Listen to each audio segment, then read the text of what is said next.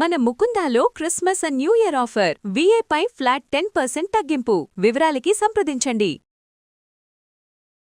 నమస్కారం. సుమన్ టీవీ ప్రేక్షకులకి భోగి పండుగ శుభాకాంక్షలు. భోగి పండుగ విశిష్టత గురించి, ప్రాముఖ్యత గురించి, ఈ రోజు మనం చేయవలసిన పనుల గురించి, ఆచరించాల్సిన విధి విధానాల గురించి మనకు తెలియజేయడానికి ప్రముఖ ఆస్ట్రాలజర్ బ్రహ్మశ్రీ నందిబట్ల శ్రీహరి శర్మ గురుగారు ఉన్నారు. నమస్తే గురుగారు. వాగర్థ వివ సంపృక్తౌ వాగర్థ ప్రతిపత్తయే జగతః పితరౌ వందే పార్వతీ పరమేశ్వరౌ ఆదిత్యాయ చ సోమాయ మంగళాయ బుధాయ చ గురుశుక్ర శనిభ్యశ్చ రాహవే కేతవే నమః. శృంగేరి జగద్గురు పీఠాధిపతులకి, కంచి పీఠాధిపతులకి నమస్కారములు తెలియజేసుకుంటూ కార్యక్రమాన్ని ప్రారంభిద్దాం. గురుగారు, భోగి పండుగ శుభాకాంక్షలు అండి. మీకు, మీ యొక్క సుమన్ టీవీకి, యాజమాన్యానికి, పనిచేసేటువంటి సిబ్బందికి, వీక్షించే మన ప్రేక్షకులకి భోగి పండుగ శుభాకాంక్షలు. మరి ఈ భోగి పండుగ గురించి, అంటే ఈ రోజు మనం చేయాల్సిన పనులు, చేయకూడని పనులు, విధి విధానం గురించి ఒకసారి మా అందరికీ గుర్తు చేస్తారా గురుగారు? తప్పకుండానమ్మా. భోగ భాగ్యాలని అందించేటువంటి పండుగ కాబట్టి భోగి. అంటే ఈ భోగి అనేటువంటిది ప్రతి పండుగకి ముందు ఉన్నటువంటి రోజుని భోగి అనేటువంటి పదం వాడడం ఆచారం. కానీ బహుళ వ్యాప్తమైంది మాత్రం సంక్రాంతికి ముందు వచ్చే రోజు మాత్రమే భోగిగా మనం. హోలీ పండుగకి కూడా అలాగే చేసుకుంటాం. హోలీ పండుగ ముందు రోజు కూడా భోగి. ఇట్లా ప్రతి పండుగకి పూర్వదినము భోగి అని ఉంటుంది, పరదినము అది విధంగా చేసుకుంటాం. అయితే ప్రధానంగా మనది వ్యవసాయకమైనటువంటి సాంప్రదాయమైనటువంటి దేశం కాబట్టి రైతులందరికీ కూడా పంట చేతికి వచ్చి ధనరాశులు నిండా ఉండి సంతోషముతో ఉండేటువంటి రోజు కాబట్టి భోగి అయింది. అంటే భోగభాగ్యాలు అనుభవించడానికి అనుకూలంగా ఉండేటువంటిది. అంతేకాకుండా మనకు ప్రధానంగా ఈ భోగి పండుగకి మహా విశిష్టత ఉందమ్మా. ఒకటా రెండా చెప్పుకుంటూ పోతే చాలా వస్తాయి. అయితే మనకు ప్రధానంగా ఉత్తరాయణం, దక్షిణాయనం అని ఉంది. దక్షిణాయనంలో చివరి రోజు, భోగి తర్వాత రోజు వచ్చేది సూర్యుడు మకర రాశిలోకి ప్రవేశం చేస్తాడు కాబట్టి మకర సంక్రాంతి అవుతుంది. కాబట్టి ఇక్కడ ఈ భోగి అనేటువంటిది ప్రధానంగా చాలా విశిష్టత ఉందమ్మా. అంటే అనేక రకాలైనటువంటి చారిత్రకమైనటువంటి సంఘటనలు జరిగినటువంటి రోజు. అయితే ఈ భోగి పండుగ రోజుననే గోదాదేవి రంగనాథుడిలో ఐక్యమైనదిగా మనకు చెప్తున్నారు. అంటే గోదాదేవి విష్ణు చిత్తుడనేటువంటి యొక్క విష్ణు భక్తుడికి తులసివనంలో జన్మించింది. తులసివనంలో అతనికి కనబడింది. ఆ అమ్మాయిని పెంచుకుంటూ పెద్ద చేశాడు. ఒక మంచి వ్యక్తికి ఇచ్చి వివాహం చేసుకుంటానంటే నేను కేవలం విష్ణువుని మాత్రమే వివాహం చేసుకుంటాను పట్టుబట్టడంతో ఆ విధంగా ధనుర్మాస ప్రారంభమైనటువంటి రోజు నుంచి మొదలుకొని రోజుకు ఒక పద్యము చొప్పున ఆ స్వామిని కీర్తిస్తూ పొంగలి మాత్రమే నైవేద్యముగా తింటూ ఆ విధంగా వ్రతం ఆచరించేసరికి ఇక 30వ రోజు అవుతుందనంగా ముందు రోజు ఆమెకి కనబడి నేను వివాహం చేసుకుంటాను, నా యొక్క ప్రదేశానికి రా దేవి అని చెప్పి పిలవడం, అది తండ్రికి చెప్పడం, కోలాహలంగా చక్కగా శ్రీరంగనాథుని క్షేత్రానికి చేరుకోవడం, ఆ స్వామికి ఇచ్చి వివాహం జరిపించడం, తర్వాత ఆమె చక్కగా ఆ గర్భాలయానికి చేరుకొని స్వామివారి పాదాల చెంత ఐక్యమవ్వడం ఈ భోగి రోజునే జరిగింది. కాబట్టే ఈ రోజున గోదాదేవి కళ్యాణం అనేటువంటిది మనం ఆచరిస్తాం. అయితే ప్రధానంగా మనకు రెండు చారిత్రకమైనటువంటి ఘట్టములు ఉన్నాయి. ఈ భోగి పండుగ రోజున ద్వాపర యుగంలో ఇంద్రుడే అధిపతిగా ఉండేవాడు. కాబట్టి ఇంద్రుని యొక్క అనుగ్రహంతోనే అందరికీ కూడాను చక్కగా పాడి పంటలన్నీ చక్కగా ఉండేటివి.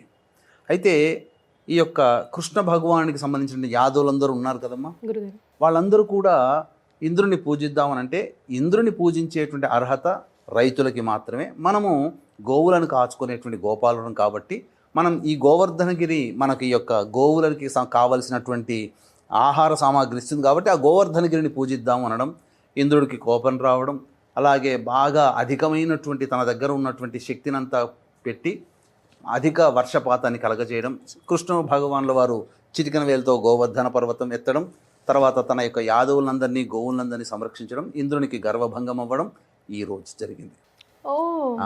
తరువాత ఇంకొక చారిత్రక కట్టడం ఏంటంటే వామనావతారము అనేటువంటిది ఎత్తిన తర్వాత ఆ యొక్క వామనావతారం ఎత్తినటువంటి హరిప్రభావం వలన, అనగా శ్రీ విష్ణు స్వరూపమే వామనావతారం కదమ్మా, బలిచక్రవర్తి అధఃపాతాళ లోకానికి వెళ్ళిపోయిన తరువాత ఈ రోజునే పాతాళానికి సంబంధించినటువంటి వెళ్ళిన రోజు. సంవత్సరానికి 3 రోజుల పాటు ఆయన అది మనకు దీపావళి సందర్భంగా వచ్చేటువంటిది. కానీ ఇక్కడ ఏంటనంటే పాతాళానికి పంపించిన రోజుగా చెప్పబడి ఉంది. అందుకని బలి చక్రవర్తిని వామనావతారాన్ని కూడా ఈ రోజు స్మరించుకోవాలని చెప్పి మనకు శాస్త్రం చెప్పబడి ఉంది. అంతేకాకుండా ఈ భోగి పండుగ రోజున ప్రధానంగా రవి ఎప్పుడైతే ధనుస్సు రాశిలోకి ప్రవేశం చేస్తాడో ఆ రోజు నుంచి మొదలుకొని భోగి పండుగ వచ్చేంత వరకు కూడా ఇంటి ముందు అనేక రంగవల్లులతో చక్కగా ముగ్గులు వేసి ప్రతిరోజు కూడాను ఉదయము సంధ్యావేళల్లో గొబ్బెమ్మలు పెట్టేవాళ్ళు కదమ్మా. ఈ గొబ్బెమ్మలు పెట్టిన తర్వాత ఇందులో ఆవు పేడతో చేసిన గొబ్బెమ్మలనే వాడేవారు. ఈ 30 రోజుల పాటు కూడా ఆవు పేడతో ఉన్నటువంటి చిరికినటువంటి గోమయం ఉంటుంది కదా, దాని అంతా కూడాను కలాపి చల్లేవాళ్ళు, ఇల్లంతా కూడాను గోమయంతో అలికేవారు. ఇది ఎందుకు వచ్చింది? దీంట్లో మన వాళ్ళు పెట్టినటువంటి వైజ్ఞానిక శాస్త్రం ఉంది. ఏంటి అనంటే ప్రధానంగా ఈ యొక్క శిశిర ఋతువు, హేమంత ఋతువు, ఈ ఋతువులలో క్రిమి కీటకాదులు బాగా ప్రబలుతాయి. ఇప్పుడు మనం చెప్పుకోదలిస్తే మనం వైరస్ అని చెప్తాం. ఇది పెరిగిన తర్వాత దీన్ని నివారించేటువంటిది ఈ ఆవు పేడలో ఉన్నది. అందుకని మీకు గమనించుంటే ఒక 20 ఏళ్ల కిందట ఏ గ్రామంలో కూడా దోమల బెడద లేదు. ఇప్పుడు ఎవరు వాడట్లేరు, అంతా చైనా పెండ వాడుతున్నారు. ఆవు పేడ బదులు అదే రంగు అదే కలరు, రుచి ఏదో అడ్వర్టైజ్మెంట్ వచ్చినట్టుగా రంగు రుచి ఉన్నట్టుగా ఉంది కానీ వాసన లేదు. అటువంటి చైనా పెండను వాడుతున్నారు. మన వాళ్ళు కూడా వాసన రాకుండా ఉండడమే గొప్ప అనుకొని కలర్ను వంట పట్టించుకొని చేస్తున్నారు. అసలు గోమయంతో చేయాలి ఇదంతా కూడా. అందువల్లనే క్రిమికీటకాదులు వచ్చేటువంటి వాడి కావు. ఈ చలికాలంలోనే ఎక్కువగా వైరస్ ప్రబలుతుంది కాబట్టి ఆ రోజుల నుంచే, వేల సంవత్సరాల నుంచే మన వాళ్ళు గోమయంతో ఇంటిని అలికేవాళ్ళు, పరిశుభ్రంగా వాకిలి కూడాను అలికేవాళ్ళు. ఇక తదనంతరం ఈ భోగికి సంబంధించినటువంటి విధానంలో ఉన్నటువంటి ఏంటంటే పాతది వదిలి కొత్తది మనం తీసుకోవాలి. దీంట్లో ఉన్నటువంటి అంతరార్థం ఏంటి అంటే పాతబడినటువంటి మనం ఇప్పటి వరకు మనం ఏవైతే చెడు ఆలోచనలు, దుర్మార్గమైనటువంటి పనులు చేసామో వాటన్నిటికీ స్వస్తి కలిపి కొత్త జీవితాన్ని ప్రారంభించాలి అనే ఉద్దేశ్యం. కానీ మన వాళ్ళు తెలియక ఇంట్లో ఉన్న పాత వస్తువులన్నీ తీసుకొచ్చి భోగి మంటలుగా పెడుతుంటుంటారు. ఎంత తప్పు చేస్తున్నామనంటే దీనివల్ల కాలుష్యము బాగా పెరిగిపోయి సిటీలో కంటే కూడా ఇప్పుడు పల్లెటూళ్ళలో వాయు కాలుష్యం ఎక్కువగా అయింది. ఎందుకనంటే ఈ భోగి మంటల్లో వాడాల్సినటువంటివి ఏంటంటే పంచ సమిధలు అని అంటారు. అంటే మేడి, మర్రి, జువ్వి, మోదుగా, మామిడి, ఈ 5 రకాల వృక్షముల నుంచి వచ్చినటువంటి కాండములని, కట్టెలను తీసుకొని వచ్చి భోగి మంటలుగా పెట్టాలి. అందులో ఈ 30 రోజుల పాటు ఉన్నటువంటి గొబ్బెమ్మల్ని, ఆవు పేడతో చేసిన గొబ్బెమ్మల్ని తీసుకొచ్చి పెట్టాలి. ఆ గొబ్బెమ్మల్ని పొద్దునంతా పెట్టి సాయంత్రం కాగానే పిడికలుగా చేసేవాళ్ళు, లేకపోతే ఆ గొబ్బెమ్మల్ని అట్లాగే పెట్టేవాళ్ళు. ఈ విధంగా పెట్టి ఆ ఆవు పిడికల్ని ఆవు నెయ్యి వేసి వెలిగించేవాళ్ళు. తద్వారా ఒక 10 గ్రాముల యొక్క ఆవు నెయ్యి గనక ఈ చెప్పబడినటువంటి వృక్ష కాండములతో గనక జతచేరి అగ్నికి ఆహుతి అయితే 1 టన్ను ఆక్సిజన్ అనేటువంటిది ఉద్భవించేది. అది అందుకని ఆ పాతకాలపు రోజుల్లో ఊరికి ఒక చోట మధ్యలో, ఊరి మధ్యలో బొడ్రాయి దగ్గర ఈ భోగి మంటలు వేసేవాళ్ళు. తెల్లవారుజామునే వేసేవాళ్ళు. అందరూ మేల్కొనేవాళ్ళు. చక్కగా ఆ భోగి మంటల చుట్టూ పిల్ల పాపలందరూ కూడాను ప్రదక్షిణలు చేసేవాళ్ళు, డప్పులు కొట్టుకుంటూ పాటలు పాడుకుంటూ చేసేవాళ్ళు. ఇదంతా ఏంటంటే ఆ చుట్టుపక్కల అగ్ని ఉన్నటువంటి చుట్టుపక్కల ఉంటే ఆ వాయువులు పీల్చి ఈ గత కొన్ని రోజులుగా మన శరీరంలో ఏర్పడినటువంటి వైరస్లు ఏవైతే ఉంటాయో అవన్నీ కూడాను సంహరించబడేటివి. ఇన్హేలర్తో పని లేదమ్మా. ఆ మేడి, మర్రి, జువ్వి, మోదుగా, మామిడి ఈ కట్టెల పక్కన నిల్చొని అగ్నికి ఆహుతేసిన తర్వాత ఆ చుట్టుపక్కల ఉంటే ఇన్హేలర్తో సంబంధం లేదు. అటువంటిది మన వాళ్ళు ఏం చేస్తున్నారంటే పాత టైర్లు, రబ్బరు వస్తువులు, ఇంట్లో చెక్క ముక్కలు ఏది పడితే అది, కూర్చునేవి మంచాలు అవన్నీ తీసుకొచ్చి కట్టెదంతా తీసుకొచ్చి పెట్టేస్తుంటారు. అసలు చెప్పాలంటే జ్ఞానము ఒక 5% జ్ఞానము పెద్దవాళ్ళు అందించింది తాళపత్ర గ్రంథాలు. పాత వస్తువులు పడాలంటే తాళపత్ర గ్రంథాల యొక్క విశిష్టత తెలియక మన వాళ్ళు ఎంతో విజ్ఞానాన్ని పంచే తాళపత్ర గ్రంథాలని కూడా మంటల్లో వేసేసి చాలా మటుకు జ్ఞానాన్ని నష్టపోయాం. ఇది జరిగినటువంటి సంఘటనలు. ఇకనైనా కానీ వీక్షించేటువంటి ప్రేక్షకులు భోగి మంటలు వేసేటప్పుడు ఈ యొక్క చెప్పబడినటువంటి 5 సమిధల్ని మనం ఉపయోగించుకోవాలి. దీనివల్ల ఏమవుతుంటే ఊరంతా కాలుష్యం నుంచి బయటపడుతుంది. కాలుష్య వాతావరణం నుంచి బయటపడి ఊరికంతటికీ కూడా సహజ సిద్ధమైనటువంటి ఆక్సిజన్ మనకు వస్తుంది. ఇక ప్రధానమైనటువంటిది ఈ భోగి పండుగ రోజున చిన్న పిల్లలకి భోగి పళ్ళు వేస్తారు. అందులో బియ్యము, రూపాయి కాయిన్లు, రేగిపళ్ళు. రేగిపండ్లు, చెరుకు ముక్కలు వేస్తారు.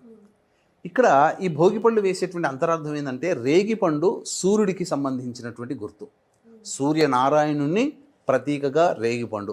బదరిక ఆశ్రమం, అందుకే నారాయణుడు బదరికాశ్రమంలోనే వెలుకొంది బద్రీనాథ్. కారణం ఏంటంటే బద్రీనాథ్ అంటే బదరిక ఆశ్రమం, అది ఒకప్పుడు బదరిక వనము.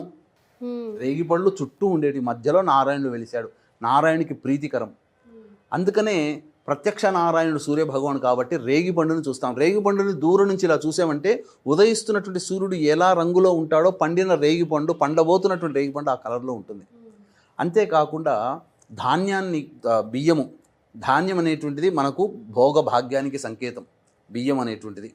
తర్వాత అందులో కలిపేటువంటి రూపాయి కాయిన్లు లక్ష్మీ సంకేతం. రేగిపండ్లు, లక్ష్మీ పండ్లు, ఈ యొక్క బియ్యము, చెరుకుగడలు. చెరుకుగడ అంటే సంతోషం అమ్మ, ఇక్షుఖండము అని అంటారు, సంతోషాన్ని ఇస్తుంది. ఇవన్నీ కలిపి ఆ పిల్లకి అమ్మాయికి పుట్టినటువంటి 10 ఏళ్ల లోపల పిల్లలకి ఈ యొక్క సంబంధించినటువంటి భోగిపళ్ళు పోస్తారు. దీంట్లో అంతరార్థం ఏంటంటే ప్రధానంగా మనకు చిన్నప్పుడు పుట్టగానే మనం చూస్తే ఇక్కడ చిన్న ఒక లొంతలాగా కనబడుతుంది, గుంతలాగా ఉంటుంది. కానీ పెరుగుతున్న కొద్దీ ఇక్కడ ఈ బోన్ పెరిగిపోయి గట్టిపడిపోతుంది. కానీ బ్రహ్మరంధ్రం ఇక్కడే ఉంటుంది. కాబట్టి ఈ బ్రహ్మరంధ్రం మనకు కనబడకపోయినా ఆ భోగి పండ్లు అలా నెత్తి మీద పోయడం వల్ల బ్రహ్మరంధ్రం యాక్టివేట్ అయిపోయి పిల్లల్లో వచ్చేటువంటి సాధారణమైనటువంటి ఆటిజం లక్షణాలని దూరం చేసేది. ఈ కాలంలో చాలామంది ఆటిజం లక్షణాలతో బాధపడుతున్నారు. బ్రహ్మరంధ్రము అంటే ఇక్కడ ఏమవుతుంది, విజ్ఞానము చైతన్యవంతమవుతుంది.